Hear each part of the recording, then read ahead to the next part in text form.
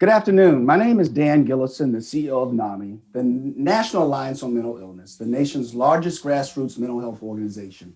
It's my pleasure to be here with you today.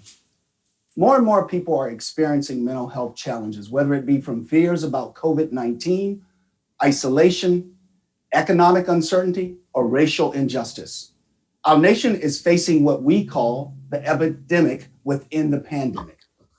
But hope is always part of the equation, especially when we work together. The enormity of this mental health crisis we face will not be solved overnight, nor by us alone. It will take investments and hard work from all segments of society. At NAMI, we like to say, you are not alone. And today, we are not alone. Coming together in partnership with the Harvard T.H. Chan School of Public Health to share stories and solutions with the hope that all of you watching today will take away something that can guide us through this crisis and beyond. You know, this is the 10th hospital that I have been. I'm sorry. This is the 10th. I apologize. I'm going to try to get through this. This is the 10th hospital that I have been in.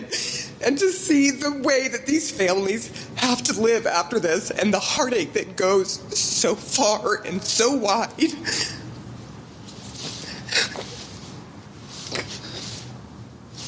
It's really hard to take. I'm sorry, Allison. Okay, Sarah, no apology.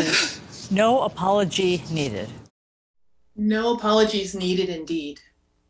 Sarah Sedner is a brave and strong human.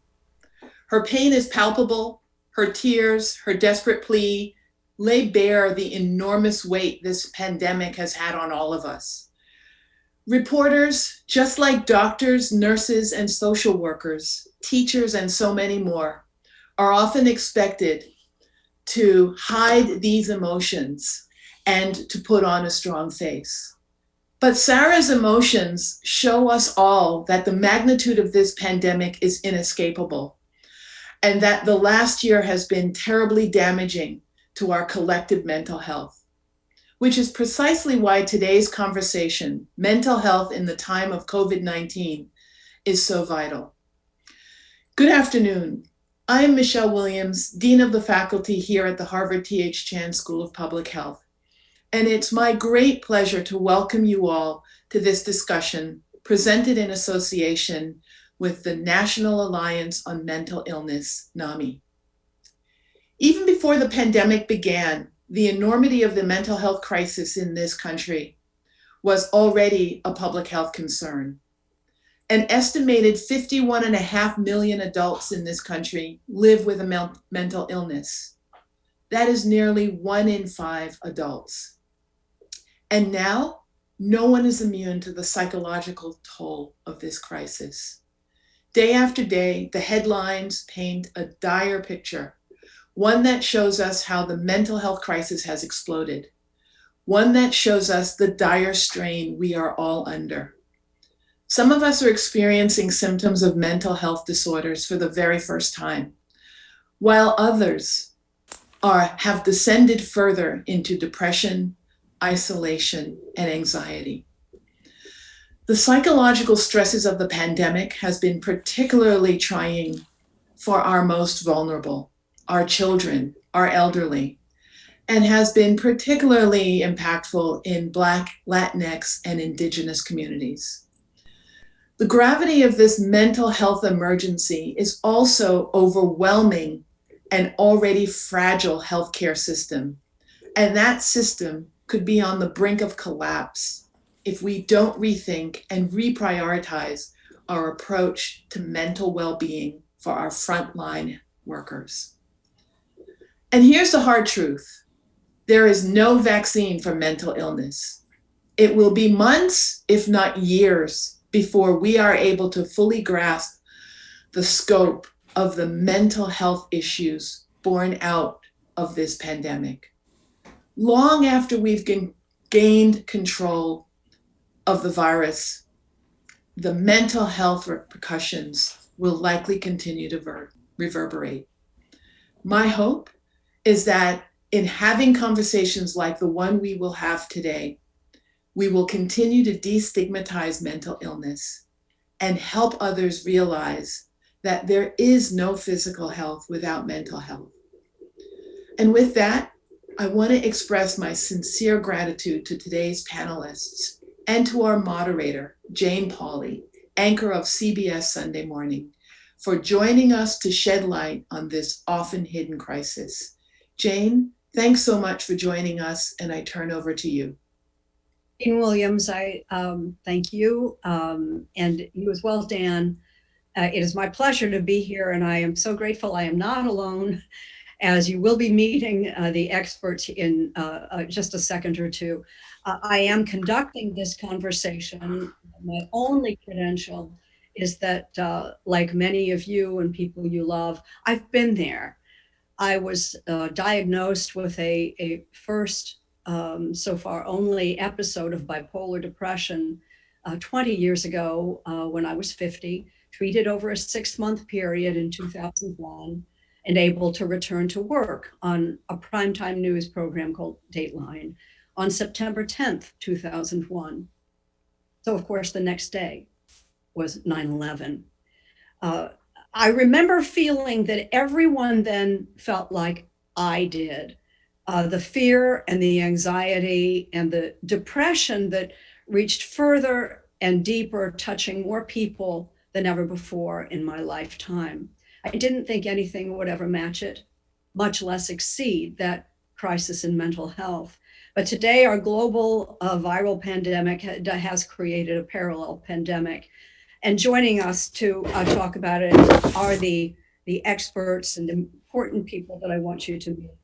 Shekhar Saxena, professor of the practice of global mental health at the Harvard T.H. Chan School of Public Health, formerly with the World Health Organization. Ken Duckworth, chief medical officer of the National Alliance on Mental Illness, hereafter known as NAMI. The actress DeWanda Wise, an NAMI ambassador. Karsten Conan, professor of psychiatric epidemiology at the Chan School of Public Health at Harvard. Chris Hubbard of the Cleveland Browns, and another NAMI ambassador. And J. Corey Feist, co-founder of the Dr. Lorna Breen Heroes Foundation and CEO of the UVA Physicians Group. Thank you all. I think to begin and with a perspective on how we know it's big and how big it is and in how many ways. Dr. Duckworth, can you give us that perspective of exactly how we see this as a mental health crisis, and we know it? Thank you, Jane. Some of the data points reflect the fact that the mental health crisis that we faced before the pandemic have gotten worse. Virtually every country is reporting changes or disruptions in their service provision. Dr. Williams earlier mentioned 1 in 5 Americans. It's quite clear through a very comprehensive CDC study that that number is over 2 in 5 for anxiety, depression, trauma. We're seeing more kids visit emergency rooms and more kids receive services. The National Alliance on Mental Illness runs a helpline as a resource to people nationally. We've seen a very substantial increase in the number of people trying to navigate the complex mental health system while they're dealing with themselves or a loved one. So I think, Jane, across the board, we're seeing that the pandemic has had a very substantial mental health impact. Unfortunately, COVID is associated with older people. It has too often proved lethal in this way for kids. Let's pause for a moment and take a look at the Robbins family and their story about their son, Christian. Every day, the grief-stricken Robbins family gathers at the gravesite of 16-year-old Christian, his loss weighing heavily during their first holidays without him. The Washington sophomore died by suicide 1 month into the pandemic. His parents, Ted and Sarah, say he was their light. He was goofy. He was funny. He had a warrior spirit, too. They say Christian suffered with bouts of depression and had been diagnosed with bipolar disorder. And when the pandemic hit, they say he struggled with isolation. He had good doctors, he had really good treatment, and he had his friends that were coming over every single weekend. And then when COVID hit, that took all that away from him. At this point, your questions are coming in. If you don't know how to send us some questions, which we will try to fit into our program, go to Facebook/Harvard-Public Health through Facebook. You can send us some questions. Now to Dr. Saxena, if I might ask, why this particular age group has been so uniquely at risk during this pandemic? Hi, Jane. Thanks for including me. I think I will begin by saying what Dean Williams said. It's not 1 in 5, it's 5 in 5, because all of us are impacted in one way or the other, not necessarily with anxiety and depression as a disorder, but the psychological impact of it. And that's where the dimensional nature of mental health comes in. It's important for all of us, and some of us have coped very well, are finding it difficult to cope. Some of us had anxiety and depressive symptoms that goes into disorder. And if you already have a disorder, it becomes worse. So one way or the other, all of us are impacted. Coming to your question, it's the children and actually the young adults who are impacted more, because they are juggling through various activities which they're finding very difficult to do now. Take children. They're finding it difficult to get education, to attend classes, schools are closed, they cannot talk to their friends, they cannot indulge in their usual activities which give them pleasure and reward. And the future is uncertain. And they get anxiety because they know that their parents or other adults are having anxiety, and they may not fully understand the reason of that anxiety. So they are very clearly impacted, and this is not temporary. They might feel the impact of it over medium and even long term. Take young adults, people who are finishing their college, who are young parents of young children. They have a loss of income, they have a uncertainty about their jobs, some of them are becoming poor, and they are involved in childcare and elder care. So these are the kind of stresses which are impacting them, and the studies are very clear. COVID is impacting older age group more, but the anxiety and depression are being faced by the young adults much more, which is exactly opposite of what we saw in some of the earlier crises. So this is worth noting, is the young adults and the children who are being impacted, and the effects are going to be long lasting. We think of them as so resilient. Back to Dr. Duckworth, if I might, wasn't there already a significant uptick in depression and suicide among young people even before? Yes, Jane, the adolescents and young adults of America have been dealing with rising rates of anxiety and depression. And as a child and adolescent psychiatrist, I see this a lot through a developmental lens. The desire to go out and learn your identity, find work, figure out what kind of people you can fall in love with and will fall in love with you. It's all outside of the house. So the isolation that we need to do to save lives is hitting them right at their developmental core. So we had a challenge before, the challenge has gotten worse. The one silver lining, I will say, is this generation can talk about it, and that can reduce shame and isolation. The phrase surge upon surge is something that we've heard from Dr. Fauci, and it occurs to me that's what you're talking about, is a surge upon surge. The building upon the isolation that children and young adults face by social media habits, working parents, meaning parents are not at home, that predated and exacerbates what we're experiencing now with the pandemic, I would assume. Yeah, that's correct. I completely agree.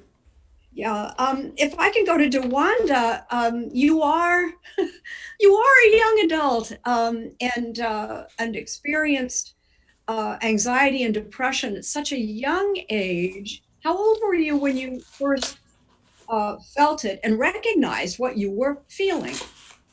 I was super young. I was like 5 when I just kind of realized that I had a higher sensitivity than my peers, and the thing about being just so young when you're experiencing, depression and anxiety symptoms is obviously you don't really have control of your environment.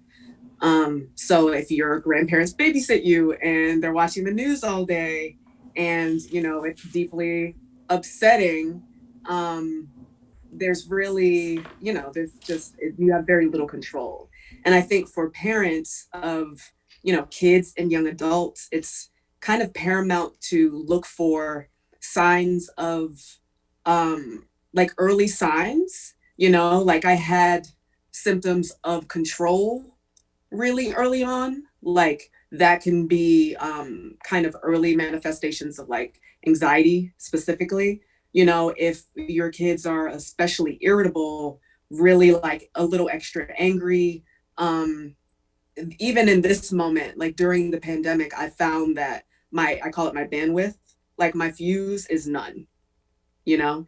And that kind of irritation is one of my first indicators that I'm like, that I probably need to see my therapist more than once a month.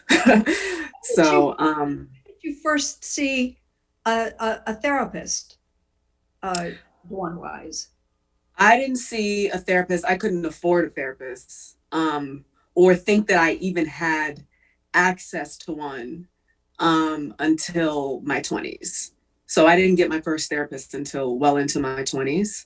I'd always used my school counselors and my mentors, and thankfully I have the mother I have.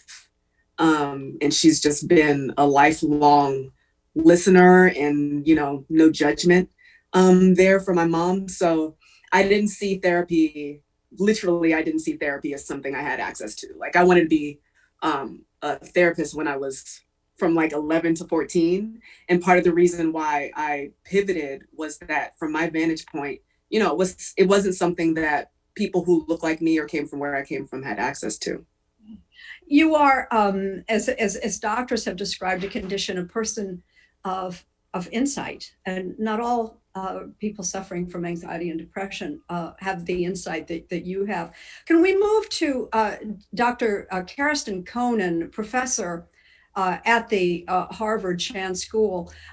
You began seeing, speaking of insight into what was coming, even among your grad students at the School of Public Health. I wonder if you would tell the story of when you first saw what you recognized was something coming. Would you tell that story? Sure, thanks, Jane. So I had one of my advisees, one of my graduate students was a master's student who is a physician from China. And I had heard from him over the break, 2019, right, 2020 break. He had said he's coming back, but he'd have to quarantine because of this virus in China.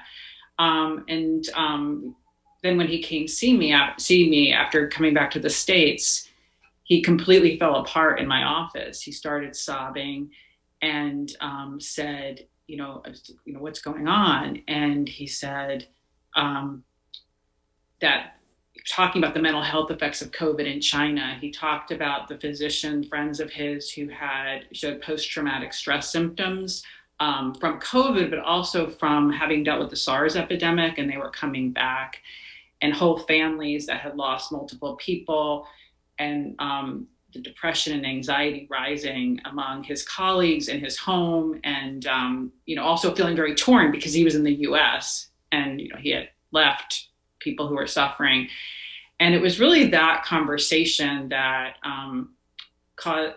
was the motivation for us to start these mental health forums we've been having out of the School of Public Health to raise awareness about mental health. So this was actually in early March. And I also had lived in New York on 9/11 during the 9/11 terrorist attacks, and was a young clinician then, and helped deal with the aftermath of the attacks. And so I think also that background, that and the experience of my student come together, we could see this mental health crisis coming, and I kind of thought we hoped we were wrong, but clearly from the data that Ken presented, we were right. Now, building upon your lifetime of your specialty, your field of particular interest, predating the COVID crisis, was isolation and loneliness. So tell us what you know about the ubiquity of isolation during these lockdowns, and maybe particularly for the young.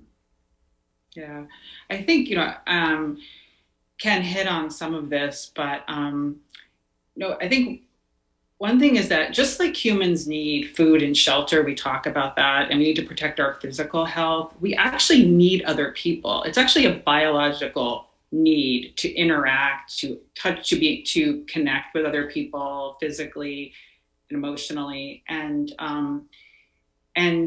what's different from this, again, the 9/11 terrorist attacks, which you had mentioned in your introduction, is that after the terrorist attacks, living in New York City, we spent time around people all the time. Every single day, we were connecting with people, our friends and family. And unlike other traumas, we sort of use that social support to help us get through that time. And now during COVID, we're the one thing that we know protects mental health, or one of the things we know that does, is social support. We're cut off from that.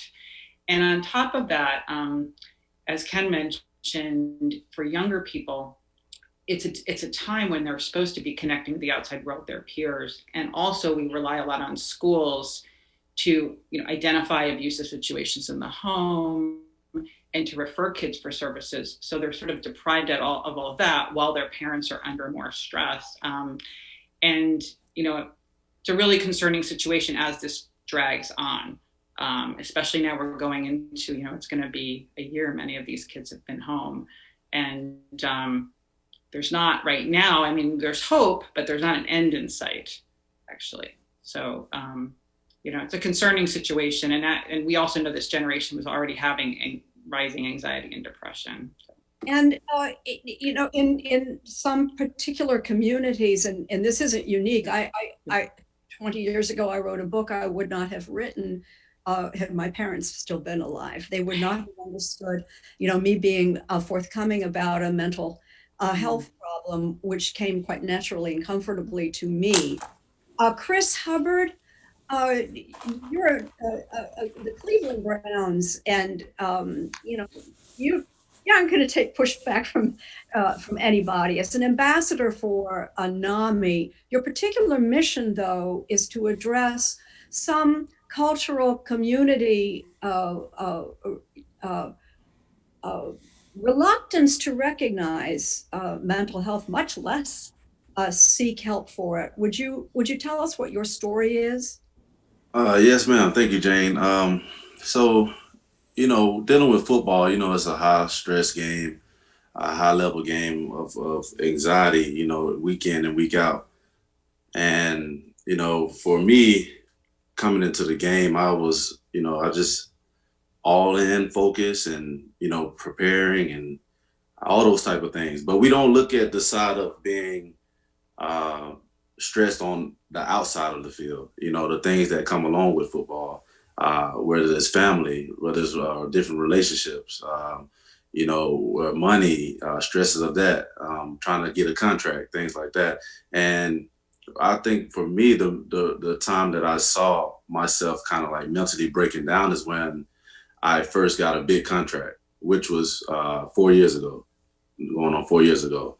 And when I signed that contract, it was just like, it's amazing to see the money there, but it's the output of, the friends needing money and wanting money.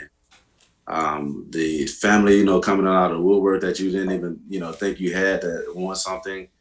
And my goal is to bring it to the forefront of just saying, hey, I'm as human as you are, you know, and I need help too. And when I started seeing those signs, I kind of put it on the back burner, but because I started feeling myself lose weight, I started feeling myself more tired than normal. And it was just something that I needed help with to fully process. And then that's when I got with a therapist. I have a therapist that I talk to daily, you know, if I need her on call. And I'm trying to just continue to bring it to awareness, because a lot of us guys go on thinking like we're okay, but we're just human as anybody else. Were you, was this something you kind of kept secret, or were you, hey guys, I got to see my therapist. By the way, it's working. You might want to see one too. When it happened, I did keep it as a secret because I didn't know what was going on.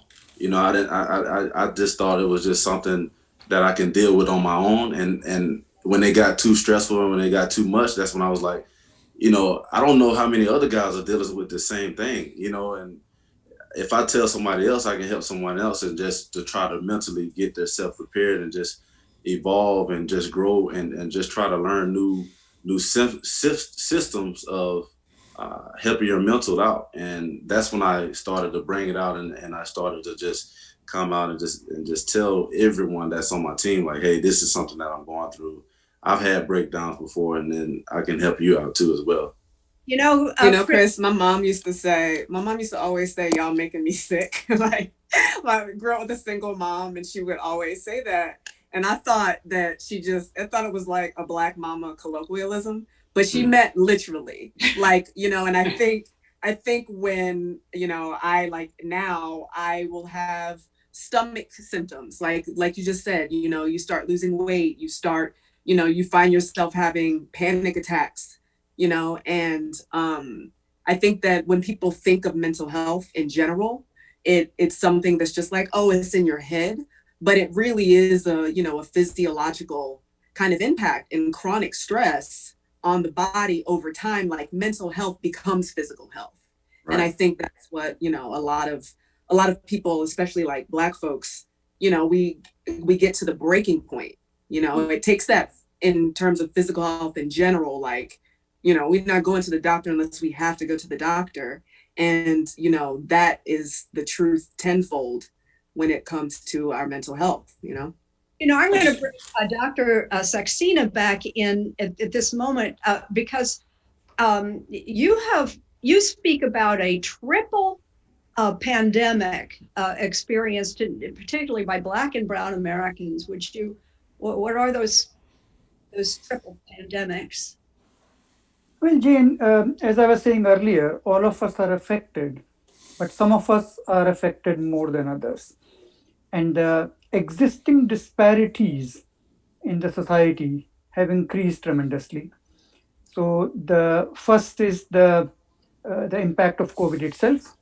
Second is the impact of mental health on all of us. But the third is the larger impact on people who were anyway vulnerable, who were anyway a little bit discriminated against, and are feeling even more disparity and inequities that were there. And these are the people who are poor.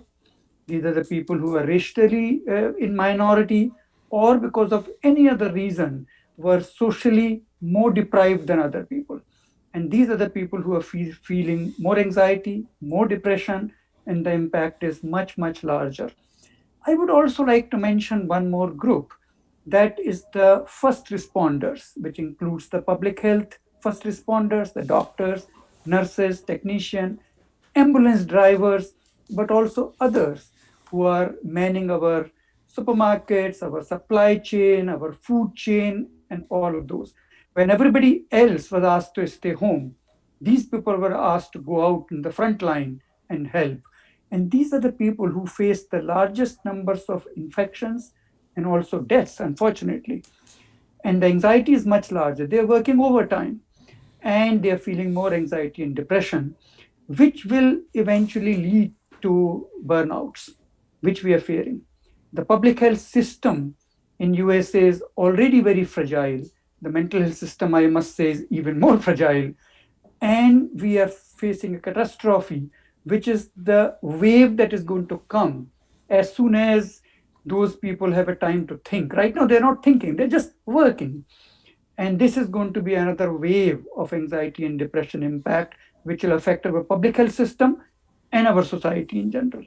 Well, thank you for bringing up all of the front line. When you consider how many members of our economy are on the front line and we depend on them. Let's turn our focus a little more tightly now on, in particular, the frontline health workers. We began the program with a television reporter who was overwhelmed by reporting 10 different hospitals on what not just the families and the patients were going through, but her observations of healthcare workers. Corey Feist, you are the co-founder of the Dr. Laura Breen Heroes Foundation. Dr. Laura Breen was your sister-in-law, am I right? Correct. Tell me about her. Oh, gotta hit me with the zinger right out of the gate. Lorna was a beautiful, accomplished, brilliant physician who worked her entire life to serve others with the sole desire to work in Manhattan, train and be an emergency room doctor in Manhattan. She ran the Allen Pavilion, which is the emergency room at New York Presbyterian's Allen Hospital. She ran it for many years and was a seasoned physician. Lorna was with us in March as the pandemic hit on an annual ski vacation, talking about her future, planning her 50th birthday party, which was coming up in October. She went back from our vacation, treated patients in the emergency room, and contracted COVID herself. Sat on the sidelines while trying desperately to help manage the emergency room and dealing with a really bad case of COVID, and then went back into the emergency room and was so overwhelmed by the death and dying that she observed, even as a seasoned physician, that she called my wife, Jennifer, one day and said, "I can't get out of my chair." Jennifer arranged for Lorna to get rescued out of New York and brought to Charlottesville, Virginia, where she spent days as an inpatient at UVA's hospital in the inpatient psych unit. Shortly after the time she was discharged on April 26th, Lorna took her own life. And since the time that she died, we have been trying to shine as bright a light on this issue as we possibly can to support our healthcare heroes so that people recognize that before they were dubbed heroes, that they're really human and need incredible amount of support as they run back into those burning 9/11 buildings every single day, now going on almost a year. And a reminder, there is no vaccine for the trauma that they have suffered and will continue to suffer in the long term. I think we'll get back to that in a moment, but I would like to acknowledge that we are getting some viewer questions, and one in particular, if I can read the small print, but this is from Sam, who points out that even before COVID-19, we were in the midst of an epidemic of substance abuse disorders. And it's likely that the social isolation that we've all been talking about and the stress are making that much, much worse.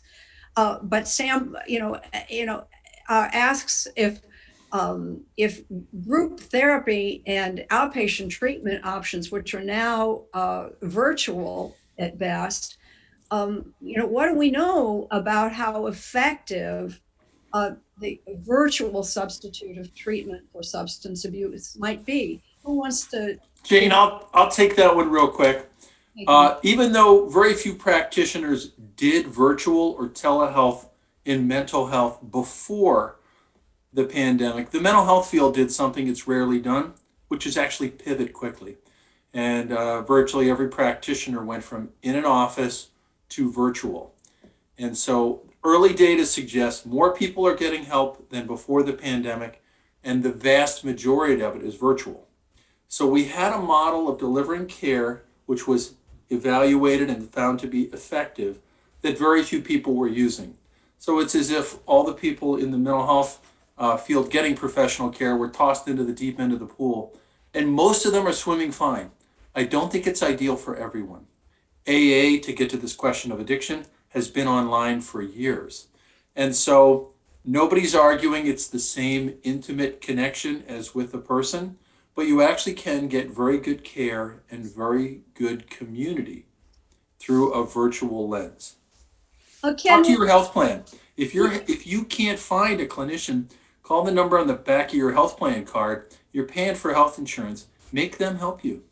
I feel that a loose end that I don't want to leave when we were talking to Corey about his sister-in-law, Lorna Breen. She'd been in therapy. She was out of therapy for days when the mystery of suicide, she took her life. If we could roll some tape, many of you viewing might recall seeing this, and if you haven't, this is from Chris Cuomo's program on CNN, a conversation with Lorna Breen's father. Let's take a look at that. Was the doctor struggling with anything that was known to you or the family? No, not at all. As a matter of fact, we've talked about it quite a bit before and during, and we have reviewed the other members of the family and concluded that if we ever were trying to prognosticate about who would be solid, Lorna would have been the very last person to have lost her equilibrium, so to speak. She had not one scintilla of any emotional or problem of stress or anything. She was a very outgoing person.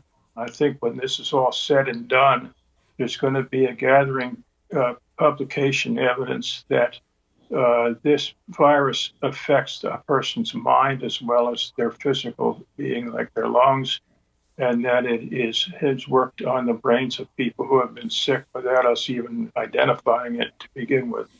And Lorna would be an example of somebody who is a poster child for proving that this virus is indeed working on people's minds and psychological equilibrium and really working great havoc.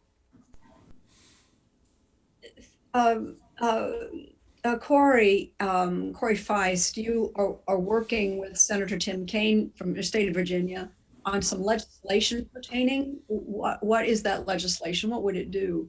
Great question. So what we're trying to take here is a short or an immediate and long-term look at this issue from a federal perspective and look at providing resources right now in hospitals and health systems across the country to support the mental well-being of the workforce.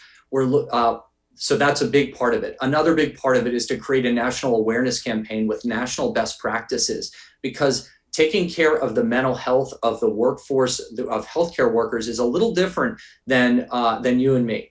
And their needs and their wants in terms of who they're comfortable speaking with is a little different. And a lot of that has to do with some cultural stigma and some regulatory stigma around licensure questions and other things. And then in terms of a long-term impact that we have, Jane, and we're targeting the students, always try to change the culture through the next generation, right?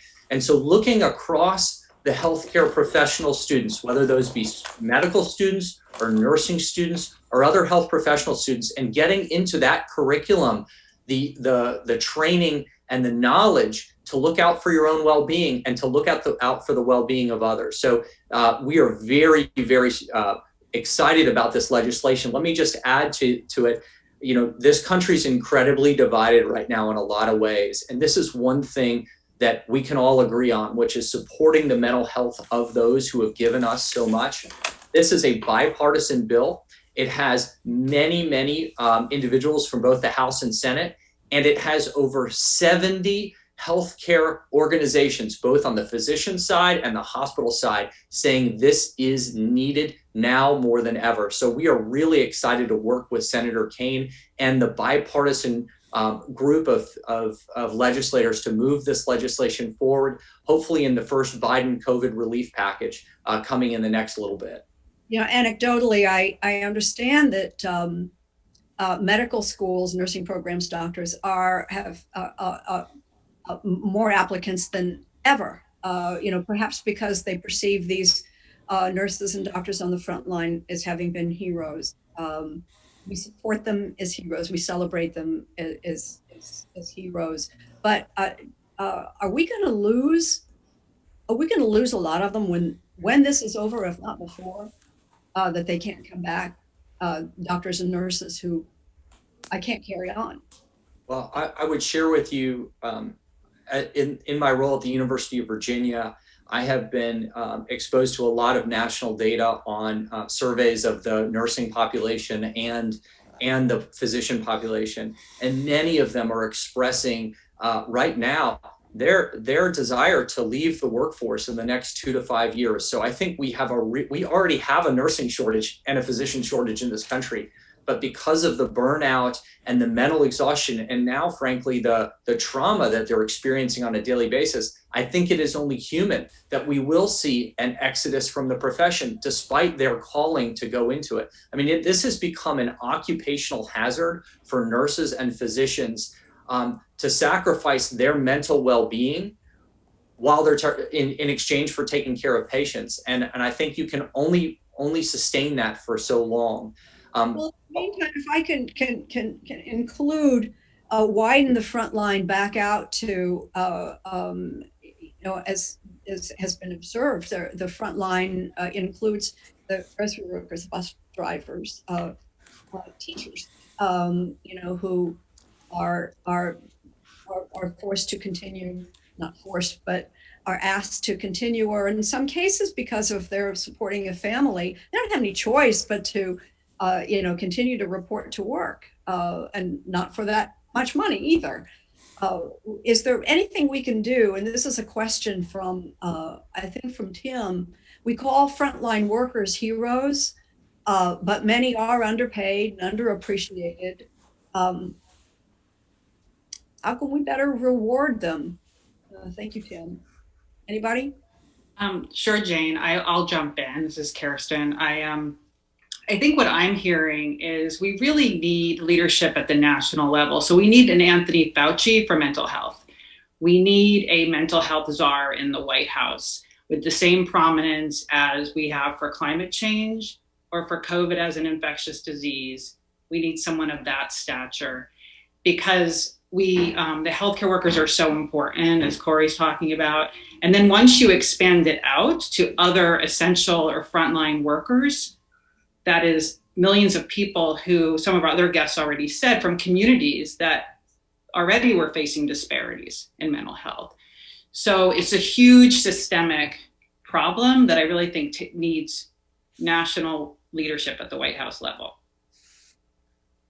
Thank you. I'm trying to read a question from Kate that I want to follow through, and honestly, I'm reading the end of your question, Kate, as I say it.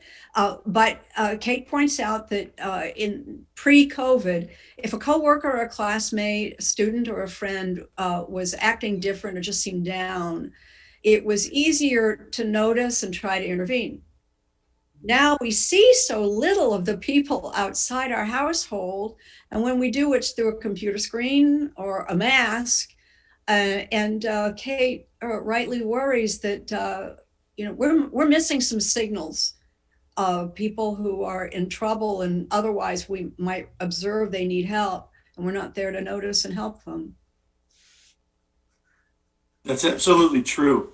I want to say, Corey, how sorry I am for your loss. And I salute you for taking this pain and working to change things. We lose a whole med school class of physicians every year to physician suicide before this profoundly traumatic experience. So physician suicide was a problem before, just as the mental health crisis was real before. NAMI has developed a program called NAMI Frontline, which is simply our contribution to this larger question. Many groups are working this. We all have to work this. NAMI Frontline is for first responders, healthcare workers, features blogs, first-person stories, where to get free counseling, resources, culturally specific to the people working in those areas.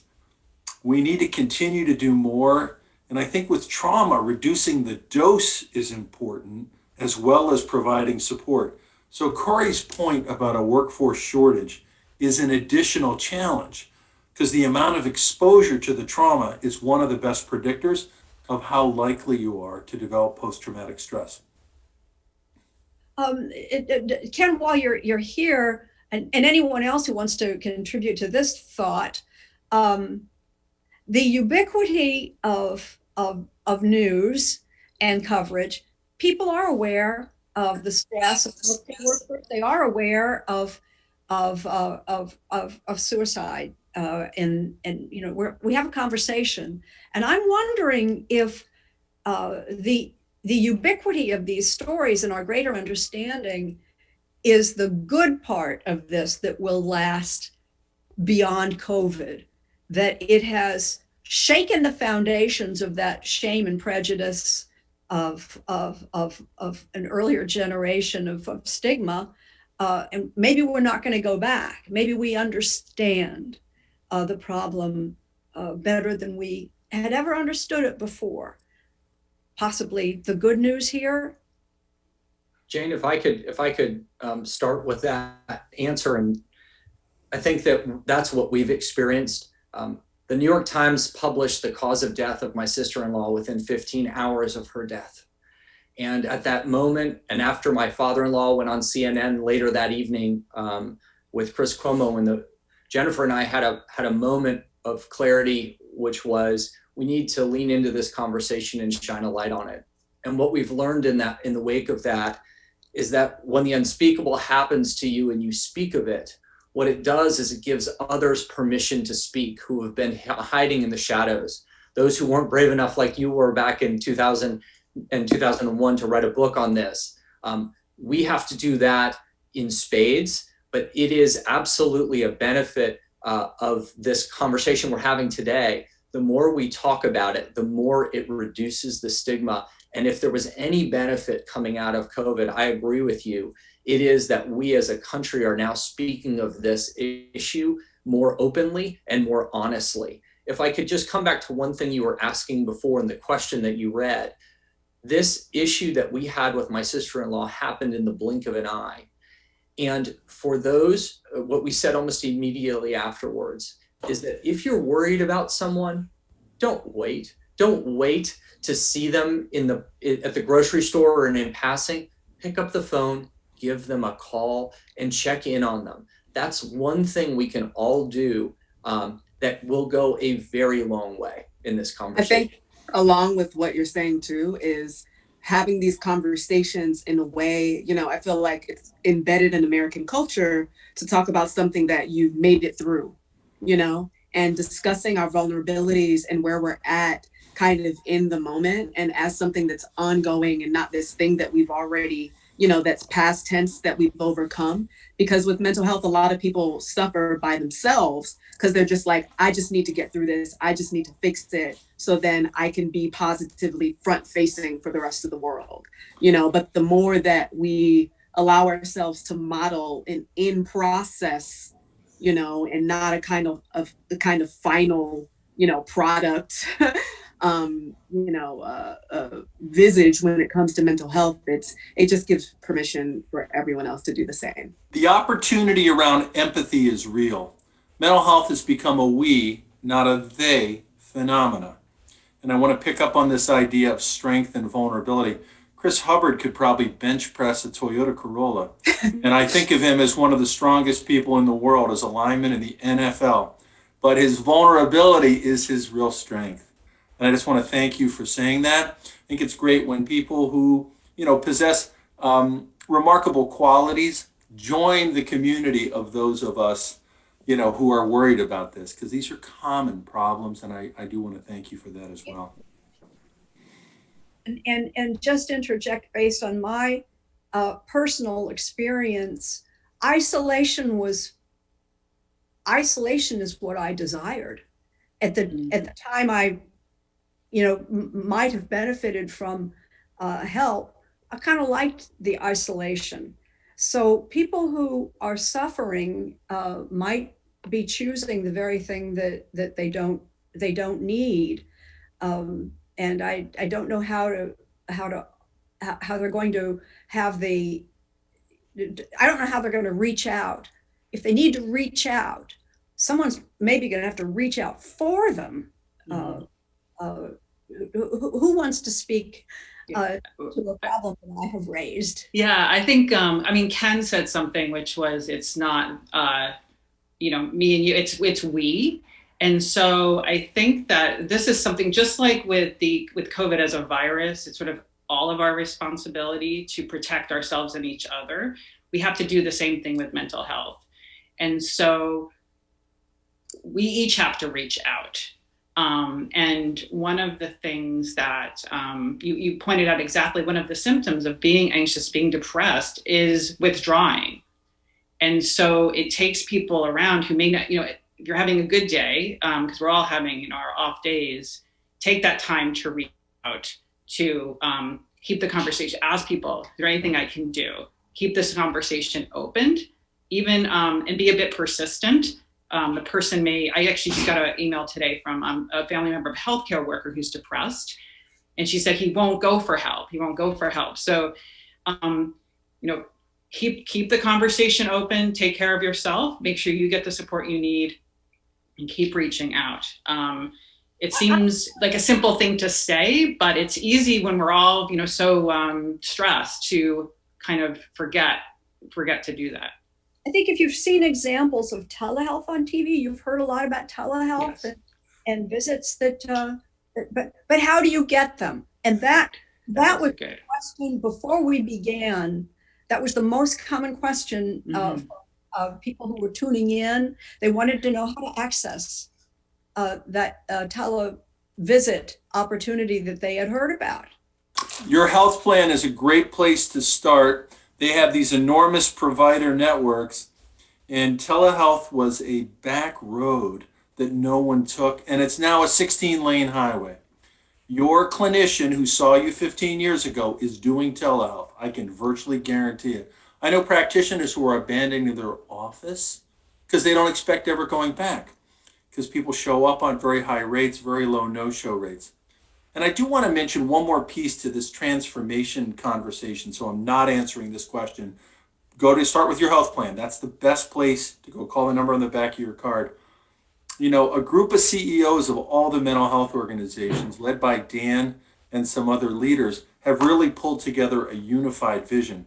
And I don't know if we're able to include that in the notes of the show, but it's a very comprehensive statement about the things that need to happen. And it's from all kinds of mental health interested groups. And while NAMI, is a powerful group and is very dear to my heart, all the teams are aligned to promote change that we need. What I also love about NAMI is its grassroots.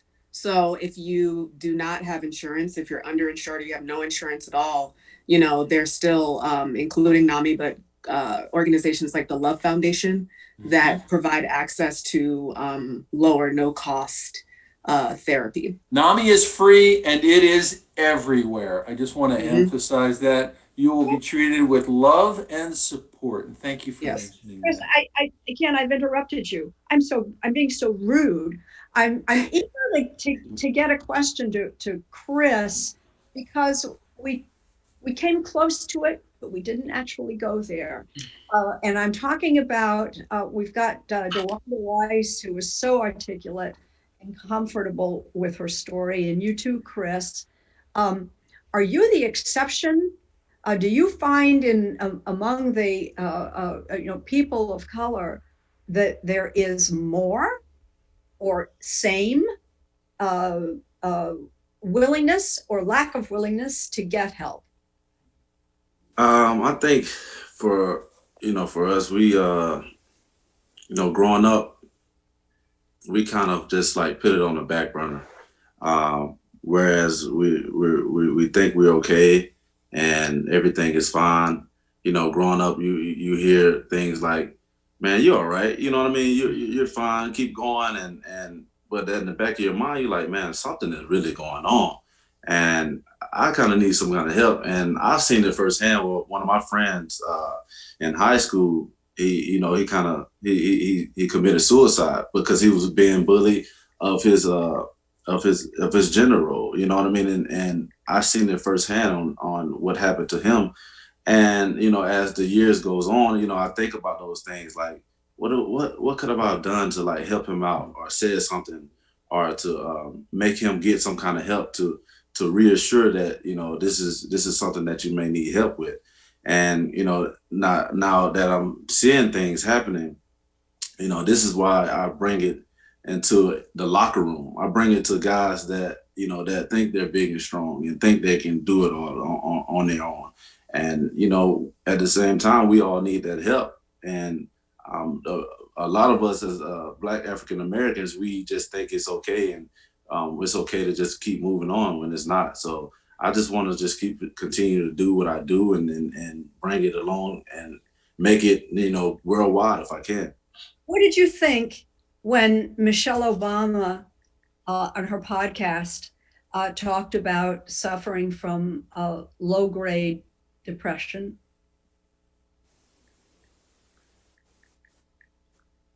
Chris, or any?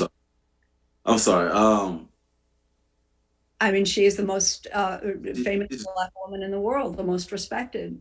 She is, and a lot of people we see her in the spotlight, and we appreciate her for what she does.